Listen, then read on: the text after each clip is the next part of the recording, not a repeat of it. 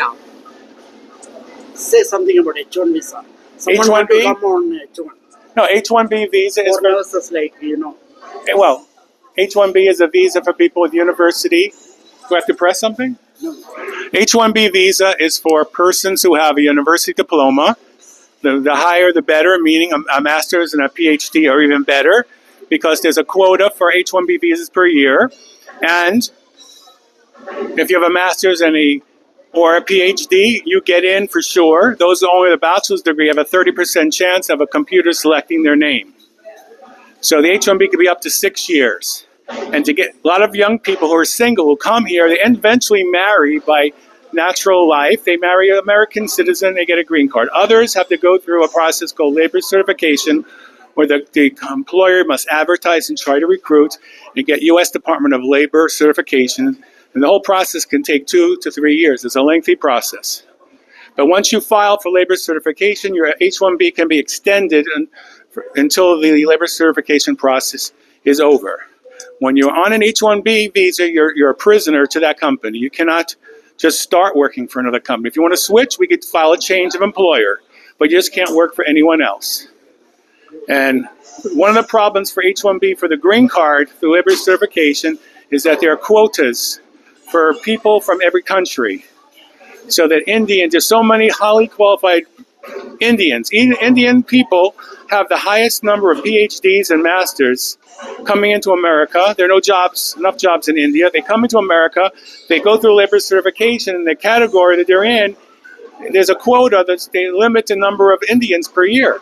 So one of my tasks ahead of me is through someone I know who's friends with Donald Trump Jr., is to get influence to the President of the United States to drop all quotas for Indians, to let the super brains from India, one of the greatest exports the Indian nation has is the brain power, bring those people to America without limitations to make America better and greater, as he says. He said, we don't want the scum of the earth coming in. We want good people, educated people who help build the brains behind isn't the president of Google today of Indian origin? Yeah, you have Indian people successful everywhere in America. The educated class have so much to offer America. Peaceful people, no radical philosophies. They don't demonstrate and try to harm other people of other religions. They're peaceful people. We need more good quality people in America to make America better and greater. And I look forward to the day that the United States and India become closer and closer. One specific question. Sure. There are many Indians working in Europe countries like, England, Finland. They want to come to America on H1. Or people working in New Zealand as nurses. What are the nurses' opportunities in America? Well, there is a designated shortage of nursing in America. They're certified by the Department of Labor and Shortage, so they need to pass certain tests to be certified and get a license in a state, have a state license, and a company could apply for them for a green card for nurses. What are the possibilities with H1B? For a what? H1B visa. Can they come on H1B? No, H1B is for people with a 4-year diploma.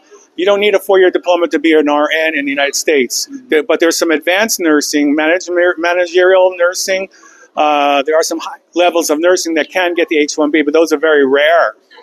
Nursing is a big shortage in the United States, and I would suggest that in the nursing schools in India, that they should teach them to speak English without the accent. Some of the comments from hospital administrators, they bring in Filipino and Indians who speak English, but they have such thick accents no one understands them. So I would recommend they start teaching them how to pronounce English words in American accent to enable the communications. I have a friend of mine who's he's in charge of personnel and hiring of nurses for a major public hospital in Miami, and he said that a lot of them, no one understands them.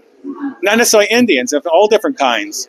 And he says those nursing schools need to give them tutors, speech tutors, to help them pronounce words. Someone shouldn't say uncle for an uncle.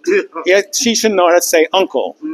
Okay, there are words that just practicing how to pronounce the words is very helpful. Yeah, but going back to those in all these other countries, do they have citizenship in those countries? Exactly. Do they? If they do, there's a lot more things. They have the E2 investor visa. Okay. They could get, because Indians do not have the E2 visa. So that they could, if they got citizenship in England or Finland, those European countries, most of them have the E2 visa, and you have $100,000 or more investment to start up a business of your own. Now, some healthcare professionals, what they've done with the E2, they didn't have a license yet in the United States, but they had money. So they buy a small medical practice, hire other people while they study for their license. And they just manage the business until they get licensed. So I look at everyone to find out where they're from, what passports they have, what are their goals, and I tell them H-1B is only a starting point. For a single person, you got to hit the singles market. Look for your wife, your husband. Don't date Indians. Date people who are American citizens. They could be of Indian origin, but you can't be dating other Indian students like yourself because you want to get married to an American, which leads a natural, easy way, which statistics show most foreign students who become H-1B visa holders end up getting married to U.S. citizens by nature, naturally. No fake marriages, real marriages, love, intellectual people meet each other, they fall in love with each other. Can they call to this number or this email ID to ask some questions if they have? Suppose If someone wants to be my client, they're more than welcome to contact me by email. Yeah, this the baraklo.com and your email ID. My website has my email address. Okay. Thank you. Yeah. Okay. Thank you, Mr. Alex. You said Alex, right? Yeah. Okay. What is your question, sir? No. My question is like the current H-1B visa holders. So we are going through the long process, right? So how we can switch to the green card? What should be the fastest way? Well, what are the options which is available? there's only one option. Yeah, Unless you have money, a lot of money. Unless you have a lot of money to go into investment base, you have to go through labor certification and get approved. And then the problem with that is that the Indian nation, there's a limitation listed. There's something you should look at. It's called the Visa Bulletin. It comes out every month. So right now we're in the end of May. The June Bulletin is out. Look on the Visa Bulletin, June 2025. You're going to look to see employment base, and you're going to see it gives definitions which. So you could be a EB2 or an EB3. EB3 is skilled workers in short supply. Outstanding professors and researchers could be an EB2 or 1. Look to see which category you're in, and they have limitations on certain countries. Indians, Chinese, Mexicans. You see the longer waiting because they can't have more than X number of visas, immigrant visas for Indians each year. So there's a backlog. Many people have to go back home.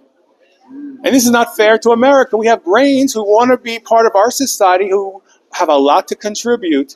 It's not fair. The system is not fair. We need an overhaul. That's why I need to get to the president somehow to convince him about he's getting bad advice about many things on immigration law. He has someone, I want to mention his name because I'll probably be sued, but he has an advisor who just hates immigrants altogether, and they're doing terrible things right now to stymie immigration. We have people from Venezuela who have bullets fired at them because of anti-government protests, and now he wants to end TPS for Venezuelans. That's crazy. That's lunacy.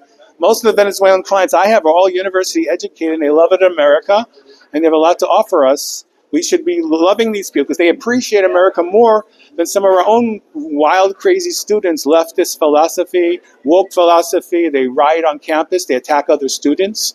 They call for the downfall of America. They're crazy people. And so we've seen that on the campuses, all these left-wing radicals. We don't need those kind of people. We want normal, law-abiding people, peaceful people. The Indians are a peaceful people. And I welcome more to come. So one of my tasks I'd like to do is to get to the President of the United States and the government, people who want to change immigration law in a way that benefits America, and Trump likes it. If it's better for America, it's good. But he's not getting the right signals to him. So we need to get the message out. Let's open the door for Indians. Give them preferential treatment. There are areas of the law where there's preferential treatment. Cubans, for example. If they come to America, they ask for asylum, they're entitled to it under the Cuban Adjustment Act. Special treatment for them because they're fighters against communism. But what about improving America with the best source in the world, the people, the Indians? How many people are in India? 1.2 billion? Yeah, now we have the most populated country. 1.2 billion. Yes. Okay, take the 10% most intelligent people. That's 120 million, right? Take 10% of those super intelligent, it's 12 million. You have 12 million Indians whose intelligence would say off the charts, who could be will be a valuable resource. More and more of them. We have in the United States a lot. In the city of Raleigh, North Carolina, there are thousands of Indians, PhDs, who are working for American pharmaceutical companies, medical research company. One of my wife's cousins works for a U.S. government medical think tank that evaluates all new medications and products to recommend if they're good or not. He was on Operation Warp Speed on the COVID. He told me, I investigated Moderna and Pfizer's drugs for COVID. It's going to save billions of lives. There are going to be a few people who get bad reactions. It happens with every vaccine. I'm telling you, it's worth it to do. I was very skeptical, but he assured me he's in the field. He knows what he's doing. But he has a lot of Indian friends. He said, these people are enormous. They're so nice. They're so good. They're so warm. And they're all the kids are getting straight A's in school. We need to build up our Indian population with these super intellectuals. We want good quality immigration. This is the number one source in the world right now of people who would like to come. I have one last question. So a lot of students are ready to come to US for their higher studies. So what is the scope and the current government US administration, right? The current scenario. What's your thought and your advice? Well, first of all, university that have been harboring terrorists, promoting terrorist philosophy, the president already cut out all foreign visas of Harvard are gone because Harvard's been taking money from Qatar and Iran and putting in professors who are teaching hate and false history and brainwashing kids, and they're promoting terrorism on campus, threatening other students, preventing them from going to classes, rioting like crazy, causing destruction. So I would stay away from these universities you read about in the newspaper, Harvard, Columbia, all the UCLA. You go to schools in Texas and Florida. That's where you have more control over these things. The governor of Florida, we don't allow pro-terrorist people on our campuses to preach their hate. We're going to send them out. We're taking them away. That's it. They get expelled from our universities. We do not allow hate. So that is a part, right? But there are students who are focusing on their studies and they are planning to come. They need to have the money. They have to afford. They have to get what's called an I-20 document. You apply to the Foreign Student Department of a university in a place that they don't have these troubles.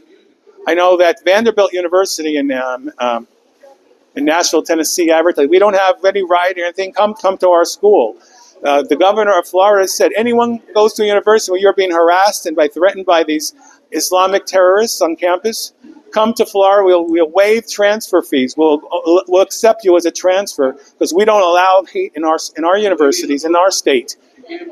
So you apply to a school, I-20. You have to show your educational qualifications to go into the university. You have to show the proof of financial ability, and then you apply to the universities and get your feet wet. I recommend everyone get at least a master's degree because then H-1B you can get into. Every year, those who only have a bachelor's degree only have a 30% chance of being selected by a computer. It's like a lottery. But masters and PhDs get in each year.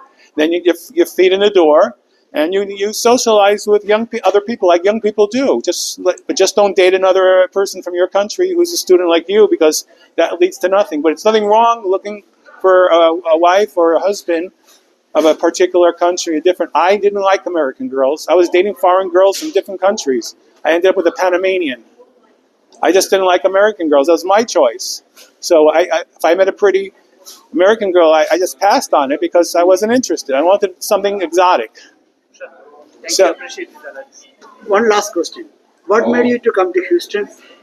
Well, they say that oil brought men to Texas, but the air conditioning keeps them there. But actually, putting that joke aside, this gentleman over here, I do real estate, he does immigration. yeah, he used to live in Miami. He was a neighbor of mine in Aventura, Florida for over 20 years. We have friends. He's always remained in contact with me. And he said this is a good opportunity for me, for business, and to help Indian people, educate them how they could come to America. Because that's my goal, come to America. This is from the song by Neil Diamond. Did you know that Neil Diamond wrote that song for his grandmother? He dedicated the song to his grandmother who came from Kiev. She also escaped persecution. So I'm the son of immigrants. On my mother's side from Russia, my father's side from Poland. I'm a child of immigrants. Look at me.